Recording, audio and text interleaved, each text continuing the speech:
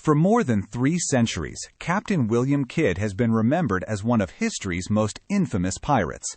His name has become synonymous with buried treasure, ruthless violence, and high-seas adventure. But what if history got it wrong? What if William Kidd began his voyage not as a pirate, but as a trusted servant of the English crown? What if the very men who commissioned him later abandoned him to protect themselves? Many historians argue that Captain Kidd's story is not simply about piracy, but about politics, powerful interests, and betrayal. The year was 1695. England's prosperity depended upon overseas trade.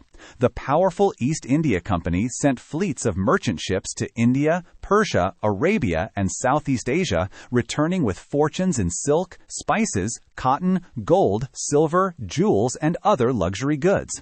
But those riches attracted pirates. Throughout the Indian Ocean and the Red Sea, pirate captains were capturing merchant ships with alarming success. Every stolen cargo cost investors enormous sums and threatened England's expanding commercial empire.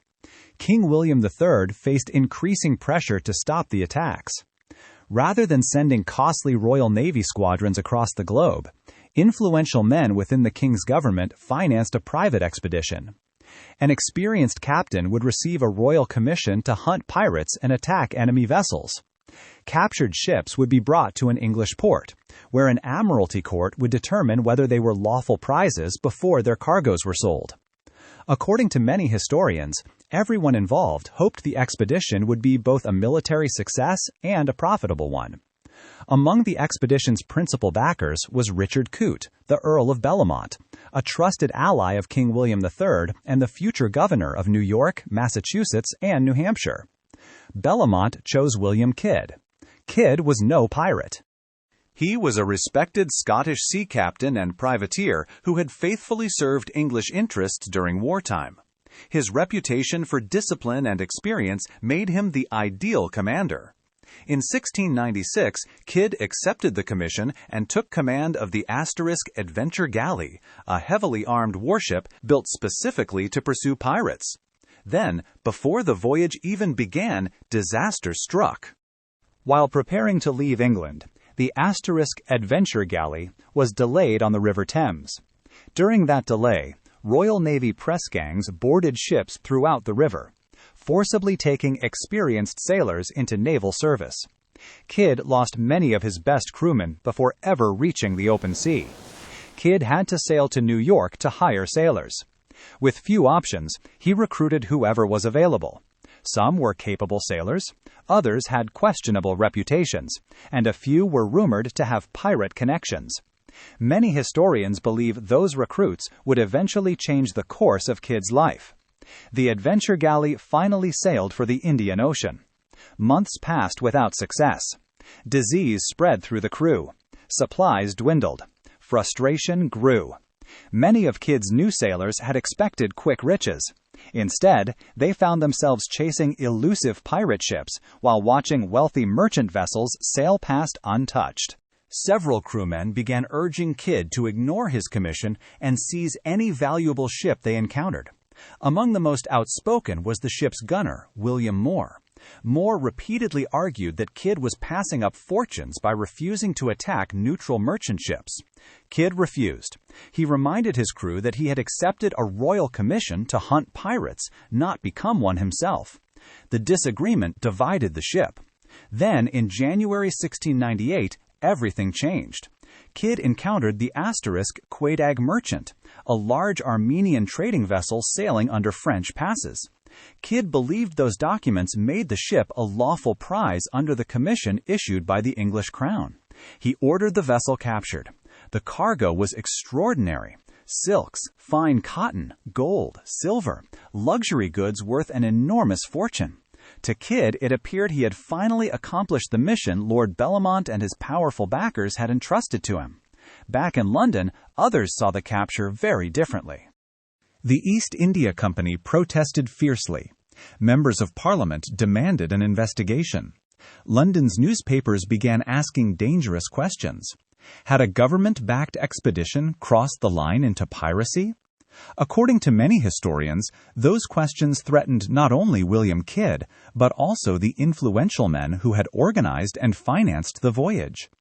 Unaware of the political storm gathering in England, Captain Kidd sailed toward Boston, believing Lord Bellomont, the man who had recruited him, would hear his explanation and defend him. Instead, he was sailing toward the greatest betrayal of his life. Captain William Kidd sailed into Boston convinced he could explain everything.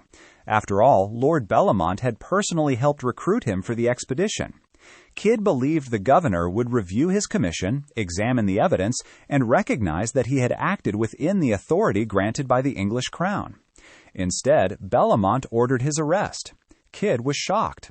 His ships were seized. His journals and papers were confiscated. His home and property in New York were taken. Within weeks, the man England had commissioned to hunt pirates was being shipped back across the Atlantic in chains.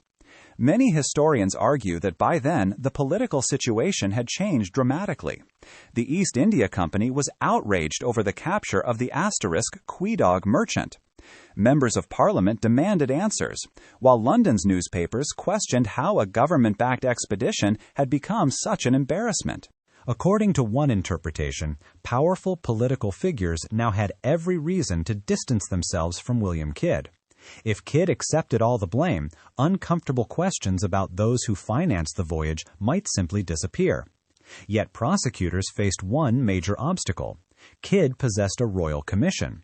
He insisted the Quedagh merchant sailed under French passes and therefore qualified as a lawful prize.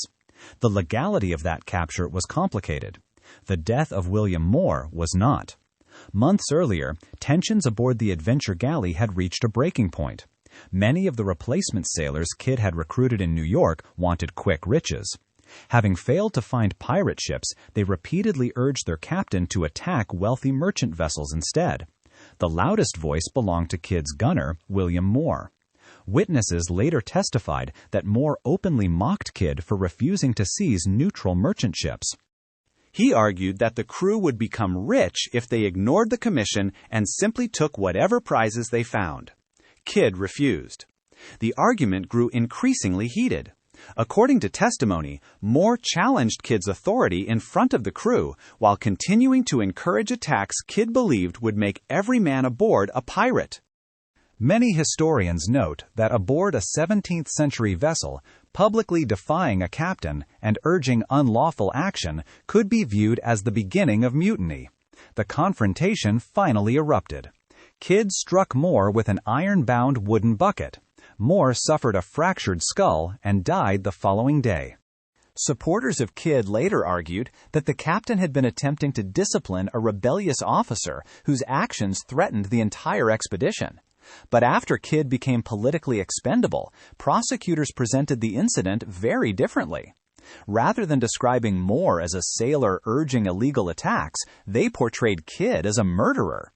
Many historians contend that the murder charge became one of the government's strongest weapons because it was far easier to prove than the complicated legal questions surrounding Kidd's commission. By the time Kidd stood trial in London, public opinion had already turned against him. Newspapers had transformed him into England's most notorious pirate. Stories of hidden treasure and unimaginable cruelty spread throughout the country, while the complex political story behind his expedition received far less attention. Kidd insisted he had acted under lawful authority. He argued that he had resisted repeated pressure from members of his own crew to attack ships illegally. His defense failed. In 1701, William Kidd was convicted of piracy and of murdering William Moore. On May 23, he was led to execution dock on the River Thames.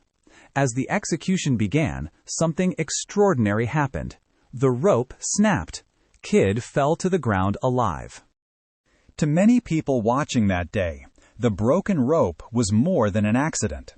Throughout 17th-century England, many believed a failed hanging could be a sign of divine providence, a heavenly indication that God did not approve of the execution, or that the condemned man was innocent. The authorities ignored the omen. A second rope was prepared. Minutes later, Captain William Kidd was dead. His body was coated in tar and suspended inside an iron cage overlooking the Thames, where it remained for years as a warning to others. Then history took another unexpected turn. Less than 10 months later, King William III died after complications from injuries suffered in a riding accident. The king under whose reign Kidd had been commissioned, prosecuted, and executed was gone. His successor, Queen Anne, inherited the controversy. Captain Kidd's widow, Sarah, refused to give up. She petitioned the crown to recover the family's confiscated property. After years of legal proceedings, Queen Anne's government restored a substantial portion of the Kidd estate to her. That decision has intrigued historians ever since. If Captain Kidd had truly been nothing more than the ruthless pirate described by the government and newspapers, why was so much of his confiscated property later returned to his family?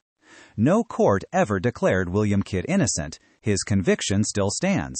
But more than 3 centuries later, historians continue to debate whether he was a pirate who exceeded his authority, a privateer trapped in the blurred line between war and commerce, or a convenient scapegoat sacrificed to protect far more powerful men.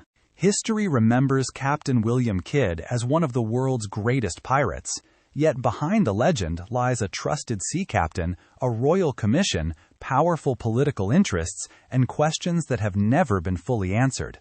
Perhaps the greatest treasure Captain Kidd left behind was not buried gold. Perhaps it was the truth, still waiting to be uncovered.